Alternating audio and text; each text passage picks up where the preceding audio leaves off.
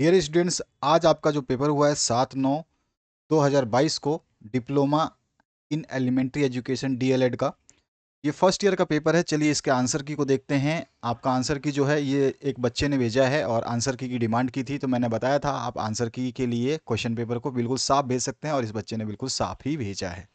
तो चलिए इसके क्वेश्चंस देख लेते हैं फटाफट, क्या क्या आंसर पॉसिबल हो सकते हैं। बाल्यावस्था की आयु मानी जाती है। मैंने आपको इंपॉर्टेंट क्वेश्चंस की दो वीडियोस दी थी, वीडियो नंबर 1 था और वीडियो नंबर 2 था। अगर आपने वो दोनों वीडियो देखे हैं तो आपको पता चल चुका होगा इसका सही आंसर क्या होगा। एक वीडियो 1 था, एक वीडियो 2 था। तो बाल्य अवस्था की आयु मानी गई है 6 से 12 वर्ष, सी ऑप्शन जो इसमें आपका करेक्ट हो जाएगा। इसके बाद आपसे पूछा गया है शारीरिक गयात्मक विकास को प्रभावित करने वाला कारक है। तो शारीरिक गयात्मक विकास का मतलब हो गया आपके शरीर को जो प्रभावित करने वाला कारक है वो कौन सा है, तो वो पोषाहार है, यानी पोषक तत्व है। ठीक है, तो यहाँ पे ए ऑप्शन आ जाएगा। इसके बाद आपका नेक्स्ट क्वेश्चन है संवेगों की विशेषता है। संवेगों की क्या विशेषता है ये आपको बताना है। तो संवेगों की विशेषता जो है शारीरिक परिवर्तन नहीं देती, संवेग जो है मानसिक स्थिति में आते हैं। ठीक है ना, तो यहाँ पे बी ऑप्शन का जगह है बौद्धिकता का अभाव जो है संवेगों की विशेषता हो सकती है। ठीक है, तो यहाँ पर बी ऑप्शन करेक्ट हो जाएगा। उसके बाद में कूले का सिद्धांत जो है ये आपको बताना है। तो कूले का जो सिद्धांत था, ये कूले का सिद्धांत अगर आप देखेंगे तो यहाँ पर समाजीकरण का सिद्धांत जो है ये कूले का सिद्धांत है। कूले के दो सिद्धांत थे, एक समाजीकरण का सिद्धांत और दूसरा जो है आत्म दर्पण का सिद्धांत। तो आपको यहाँ पे आत्म दर्पण तो दिया नहीं है, तो समाजीकरण का सिद्धांत ऑलरेडी अवेलेबल है, तो ये इसका आंसर हो जाएगा। अब अगला क्वेश्चन आपसे पूछा गया राष्ट्रीय बाल अधिकार सुरक्षा आयोग की स्थापना हुई। तो आप सभी को पता है इसकी स्थापना, अगर आपने सही नहीं किया है तो गलत भी नहीं करके आना चाहिए था। इसका स्थापना जो है 2007 में हुआ था, सी ऑप्शन इसमें करेक्ट हो जाएगा। इसके बाद जो नेक्स्ट पार्ट है यहाँ पे जैसे मैंने बताया इसका सी ऑप्शन करेक्ट हो जाएगा। इसमें न्यूट्रिशन आ जाएगा, इसमें आपका फिजिकल लेक ऑफ इंटेलेक्ट आ जाएगा, इसमें थ्योरी ऑफ कूले जो है थ्योरी ऑफ सोशलाइजेशन हो जाएगा और इसमें 2007 हो जाएगा। इसके बाद जो आपके फिलिप्स आते हैं संज्ञात्मक विकास सिद्धांत के शोधकर्ता जो है जीन पियाजे हैं, आपको सभी को पता होगा। बालक का चारित्रिक विकास, जो चारित्रिक विकास है वो माता पिता पर निर्भर होता है। ठीक है, माता पिता पर निर्भर होता है। उसके बाद में स्थूल गति कौशल के विकास की अवस्था जो है जन्म से 5 वर्ष की होती है। और खालिस्तान बालक के सामाजिक विकास को प्रभावित करने वाला कारक है, तो यहाँ पर जो है परिवार जो है बालक के सामाजिक विकास को प्रभावित करने वाला कारक है। ठीक है, इसके अलावा बहुत सारे हैं लेकिन मेन जो है परिवार है, फर्स्ट नंबर पे परिवार आता है। उसके बाद में खालिस्तान बाल श्रमिक बनने का मुख्य कारण है। तो जानते ही है आप, सबसे ज़्यादा गरीबी जो है बाल श्रमिक बनने के लिए मजबूर करती है, गरीबी ही है जो आपसे ये सब करवाती है। इसके बाद आ जाइए, इसका इंग्लिश वर्जन मैंने दे जीन पियाजे, यहाँ पे पेरेंट्स हो जाएगा, यहाँ पे बर्थ टू 5 ईयर्स हो जाएगा, यहाँ पे फैमिली हो जाएगा, यहाँ पे पोवर्टी हो जाएगा। अब आ जाइए, लोह तत्व की कमी से होने वाला रोग कौन सा है, उसका नाम है एनीमिया। एनीमिया रोग जो है लोहे की कमी से, लोहे या आयरन की कमी से होता है। सामाजिकरण की परिभाषा आपको लिखनी है, तो प्रोफेसर ग्रीन के अनुसार मैंने बताया है सामाजिकरण वह प्रक्रिया है जिसके द्वारा बच्चा अपनी सांस्कृतिक विशेषताओं आत्म तथा व्यक्तित्व को प्राप्त करता है। ये मैंने कौन सा लिखा है, प्रोफेसर ग्रीन का। छोटा सा जितना हो सके उतना डेफिनेशन लिखे क्योंकि ये 1 मार्क्स के हैं। इसके बाद में आपसे पैरों से संबंधित गायात्मक विकास का उदाहरण आपको बताना है। तो पैरों से संबंधित गायात्मक उदाहरणों में आप चलना दौड़ना कूदना ये सारे के सारे पैरों से होते हैं, तो ये आप लिख सकते हैं वॉकिंग रनिंग जंपिंग। और प्रोफेसर ग्रीन के अनुसार जो है मैंने यहाँ पे भी डेफिनेशन इंग्लिश में लिख दी है। तो यहाँ पर देखिए, socialisation is the process by which the child acquires his cultural characteristics self and personality. ठीक है, तो ये इसका आंसर हो जाएगा। इसके बाद में आ जाइए, सूक्ष्म गति कौशल का क्या आशय है। सूक्ष्म गति कौशल का पूछा है, तो सूक्ष्म गति कौशल में छोटी मांसपेशियां सक्रिय होती हैं, जैसे आंख, कलाइयां, उंगलियां, इन सभी पर नियंत्रण करना आदि शामिल होता है। ठीक है, यहाँ पर मैंने इसको इंग्लिश में भी लिख दिया, smaller muscles are activated in fine motor skill. Fine motor skill ही पूछा है आपसे, तो आपको फाइन मोटर स्किल देखिए सूक्ष्म गति कौशल है। और यहाँ पे देखिए चौथा क्वेश्चन जो है ये मिसप्रिंट है आपका, यह मिस्टेक है। चौथे क्वेश्चन में यहाँ पे आपको ग्रॉस मोटर स्किल पूछा गया है। ठीक है, और यहाँ पे हिंदी में लिखा है सूक्ष्म, तो ये दोनों ही अलग अलग चीज़ें होती हैं। इंग्लिश में गलत लिखा है, हिंदी में अलग लिखा है और इंग्लिश में अलग लिखा है। तो हमने इस सूक्ष्म हिंदी वाला वर्जन जो है इसी के हिसाब से दिया है। तो यहाँ पर small muscles are activated in fine motor skills, for example controlling eyes, wrist and fingers etcetera. और ये सी का मैंने जो है इंग्लिश वर्जन यहाँ पे लिखा हुआ है, आप देख सकते हैं। इसके बाद में एक चीज़ और आई थी इसमें कि साक्षात्कार का एक प्रकार लिखिए। साक्षात्कार मतलब इंटरव्यू, टाइप ऑफ इंटरव्यू आपको लिखना था। साक्षात्कार बहुत सारे होते हैं, 6-7 तरह के होते हैं, आप कम से कम एक लिखना था तो एक ही लिख देते।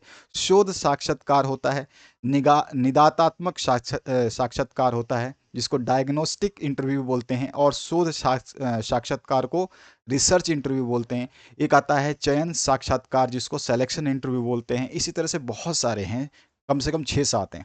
तो ये आपका इसका क्वेश्चन का आंसर हो गया। इसके बाद एक क्वेश्चन है आपका, समान प्रतिमान का दृष्टिकोण क्या है? तो समान प्रतिमान का दृष्टिकोण यह दर्शाता है कि सभी जीवों का विकास अपने समान प्रतिमान के रूप में ही होता है। यही जो है इसका दृष्टिकोण है। जैसे आप बोल सकते हैं गधे के सिर पर या गधे के सर पर जो है सींग नहीं होते, इसी तरह से शेर का बच्चा कभी घास नहीं खाता, इसी तरह से मनुष्य के 3 कान नहीं हो सकते तो या नहीं होते। वो ये क्या होता है आपका समान प्रतिमान का दृष्टिकोण होता है, जो हमेशा से चलता आ रहा है वही चीज होती है, उसमें चेंजेस नहीं होते, उसी को समान प्रतिमान का दृष्टिकोण कहा जाता है। सूक्ष्म गति कौशल की कोई 2 विशेषताएं आपको लिखनी है। सूक्ष्म गति कौशल में शरीर में छोटी मांसपेशियों का उपयोग होता है। सूक्ष्म के नाम से छोटी, और जो आपका दूसरा आएगा उसमें बड़ी होती है, वो भी हम देखेंगे। ये भी क्वेश्चन पूछा गया आपसे। और मैंने जो क्वेश्चंस आईएमपी दिए थे, अगर आपने उनको पढ़े थे, 2 वीडियोस दिए थे, 2 वीडियोस अगर आपने पढ़े हैं तो आपको पासिंग मार्क्स लाने से और अच्छे मतलब स्कोर करने से कोई नहीं रोक पाता, अगर आपने उस वीडियो को कंप्लीट ध्यान से पढ़ा है तो।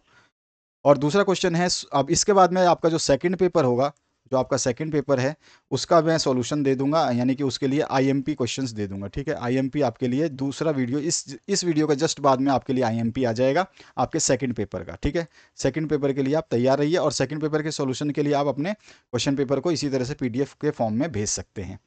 तो सूक्ष्म गति कौशल मैंने बताया, छोटी मांसपेशियों का उपयोग होता है। सूक्ष्म गति कौशल का उपयोग सटीक और उच्च स्तर के नियंत्रण के लिए किया जाता है। किसके लिए? सटीक और उच्च स्तर के नियंत्रण के लिए किया जाता है। और सूक्ष्म गति कौशल के बाद ठीक मोटर कौशल जो होती है, वो कौन सी मोटर कौशल होती है? जो आपके सूक्ष्म के बाद में आपकी जो होती है स्थूल गति कौशल।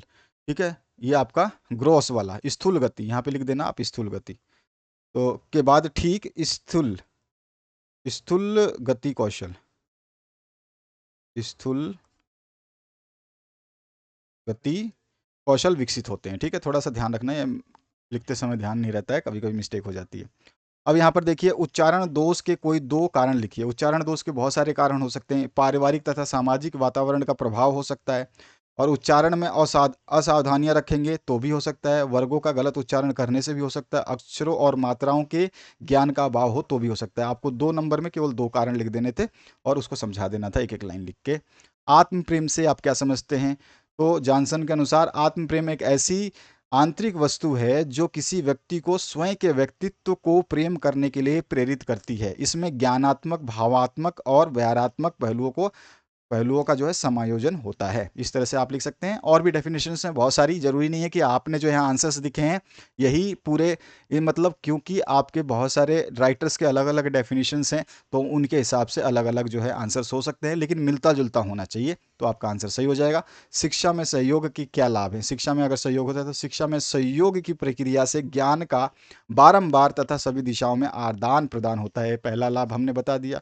शिक्षा में सहयोग द्वारा सामान लक्ष्य की प्राप्ति की दिशा को वेग मिलता है, ये भी हम दूसरा लाभ बता सकते हैं। शिक्षा में सहयोग भारतवर्ष में शिक्षण विकास को प्रोत्साहित करने में महत्वपूर्ण भूमिका निभाता है, ये भी आपका थर्ड पॉइंट हम लिख सकते हैं। और भी बहुत सारे पॉइंट है, मैंने अपने हिसाब से 3 लिखे हैं।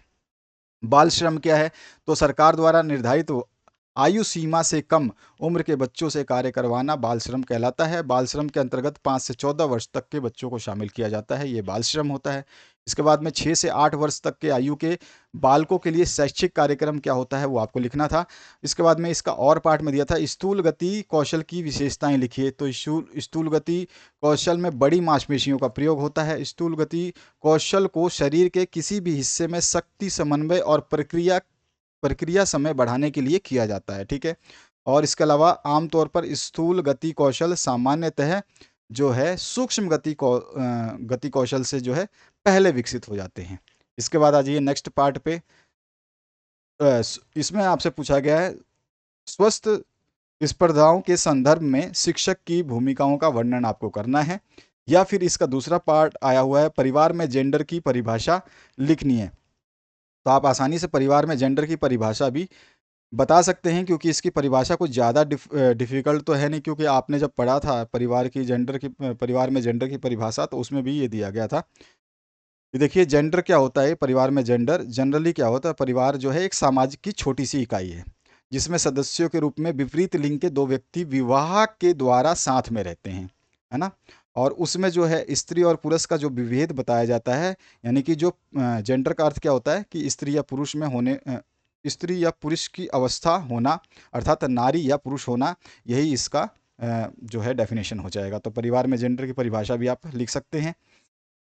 इसके बाद आ जाइए नेक्स्ट पार्ट पे। रूढ़िवादिता के शिक्षा संबंधी दुष्परिणाम क्या हो सकते हैं, यानी कि जो रूढ़िवाद होते हैं, तो आप जानते हैं रूढ़िवाद के बहुत सारे दुष्परिणाम हैं। आप अपनी मर्जी से बना के लिख सकते थे, 3 परिणाम कोई भी लिख सकते थे, ठीक है। मिड का सामाजिकरण सिद्धांत क्या है, ये आपको बताना था इसमें। इसके बाद में नेक्स्ट है अपराध किशोरापराध की विशेषताएं क्या हैं, ये आपको बतानी है। या वैश्वीकरण के क्या लाभ हैं, लिखिए। तो वैश्वीकरण से जो है दुनिया एक दूसरे के पास आ चुकी है और हर चीज़ जो है आपका आसान हो चुका है, कोई भी इन्फॉर्मेशन पहुंचाने में समय नहीं लगता। एक व्यक्ति जो है एक जगह का व्यक्ति विश्व व्यक्ति बन चुका है, ग्लोबलाइजेशन यानी वैश्वीकरण की वजह से। और बहुत सारे रीजन से आप कोई भी पॉइंट अपनी मर्जी से लिख सकते हैं। इसके बाद में गीजू भाई के बचपन संबंधी विचारों का आपको वर्णन करना है।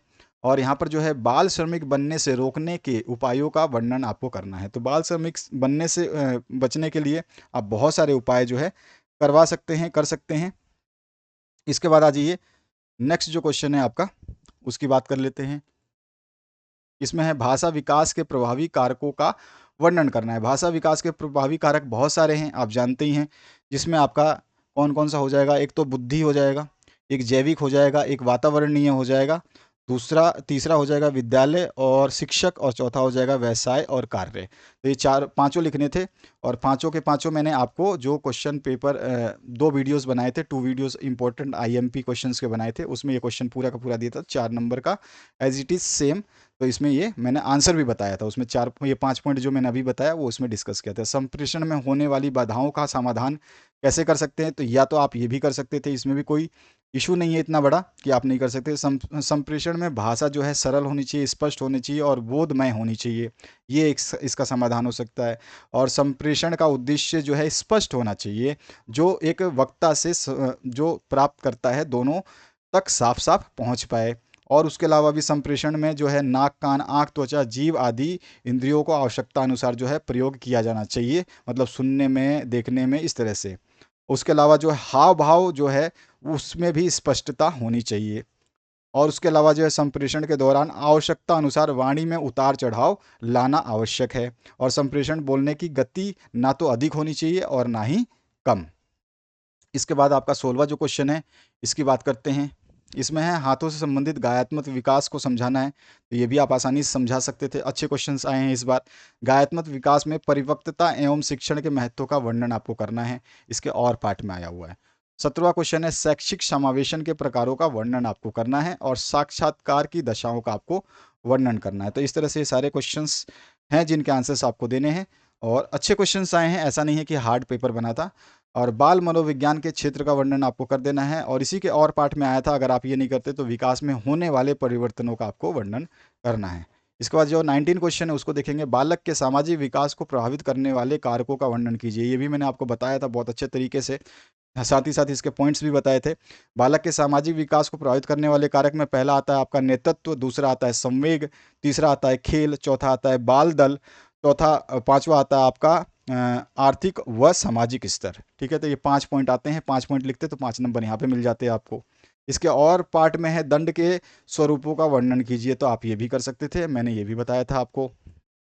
इसके बाद में 20वां जो क्वेश्चन है, बालिकाओं में शाला त्याग की समस्याओं का वर्णन कीजिए। ठीक है, उसके अलावा जो सहपाठी संबंधों में निहित विशेषताओं का वर्णन कीजिए। तो आप इसको भी वर्णन कर सकते हैं। तो ये सारे के सारे क्वेश्चंस के जो है आंसर हो गए। बाकी आप अपने क्वेश्चन पेपर को तैयार करिए और लगे रहिए बढ़िया तरीके से पढ़ाई करने में, और जो जो वीडियोस आपको दिए जाते हैं उनको ढंग से पढ़िए, उनके क्वेश्चंस को ढंग से समझिए और प्रिपेयर करिए, ताकि आपका एग्जाम बेहतरीन हो सके। इसके बाद में आपके सेकंड पेपर का जो इंपॉर्टेंट क्वेश्चन है, सेकंड पेपर जो आपका होने वाला है, उसके IMPs मैं अभी दे रहा हूँ, और उसको आपको मिल जाएगा 1-1.5 घंटे में वो वीडियो, तो आप उसको देख करके अपनी तैयारी कर सकते हैं। आशा करता हूँ इस वीडियो से आप लोगों को हेल्प मिलेगी। Thank you very much, have a good day.